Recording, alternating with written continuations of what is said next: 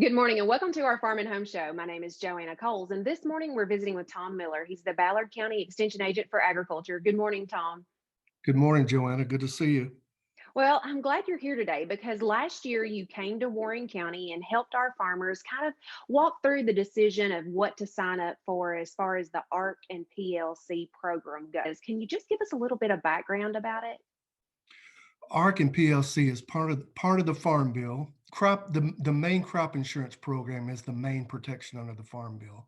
ARC and PLC are just some supplemental protection, benefit farmers a little bit compared to the regular crop insurance program. So, ARC County is a product that is based on revenue. It takes the 5-year Olympic average yield of your county and takes the 5-year Olympic average of the price, puts those together to come up with Olympic revenue. And then it takes the current county yield and the current market in year average price and compares those two. And based on the difference in that, you could get a little bit of payment.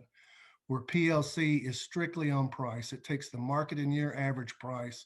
If it's below a certain level, you get a payment. So we're not talking about very big payments. $5 to $10 an acre has been the major, or less has been the major through the whole life of this program, but it's a little bit.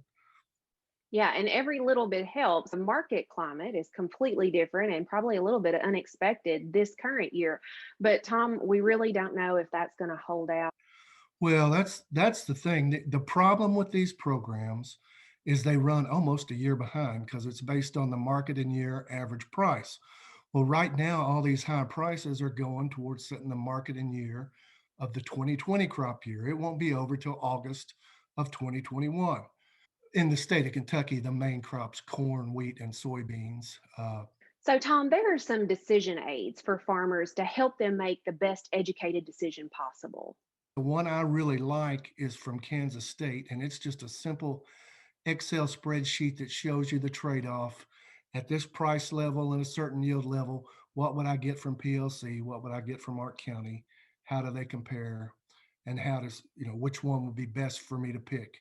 I know that you've done a longer version video with the Kentucky Soybean Association, and you go into a little bit more in depth and you show that decision aid in that video. So, if farmers wanted to view that, they could just view that on YouTube, correct?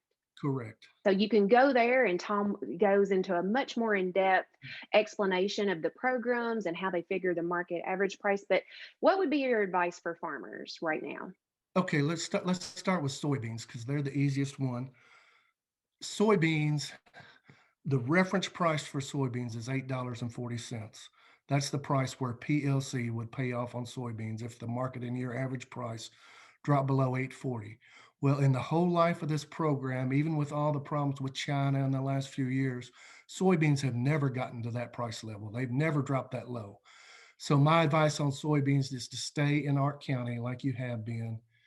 Probably won't see a payment in soybeans, but the odds, if anything happened, the odds of getting a payment in Ark County are much better than PLC. Corn and wheat are both more, I would almost call them flip of the coins. The reference price on corn is 370. The reference price on wheat is 550. Right now, we don't know where those market and year average prices are going to end up. The way to look at it for your farm is, which do I feel would happen more likely? Is it more likely that I'm going to have a 20 or 30% yield reduction next year? Or is it more likely these prices are going to drop off $1, $1.50 in the next 18 months? Ark County gives you a little bit more protection from yield and price. For wheat, I probably should have switched my farm to Ark County, but I kept it PLC just because wheat's a little different than some of the other crops, because the way the market and year average price is figured, it takes into account which month stuff is sold. So you think about wheat, most of our wheat is sold in June and July, right when it's harvested. Not much of it goes in the bin. So those first 2 months make a big difference. So the big decision you need to figure out right now is, what do I do with regular crop insurance? Because we're setting the spring prices for corn and beans in the month of February, and they're going to be very attractive for revenue crop insurance coverage before the month is out, I think. If you have any questions, make sure to contact your local extension office. Thanks, Tom, for visiting with us this morning, and thank you for watching. We hope you have a great day.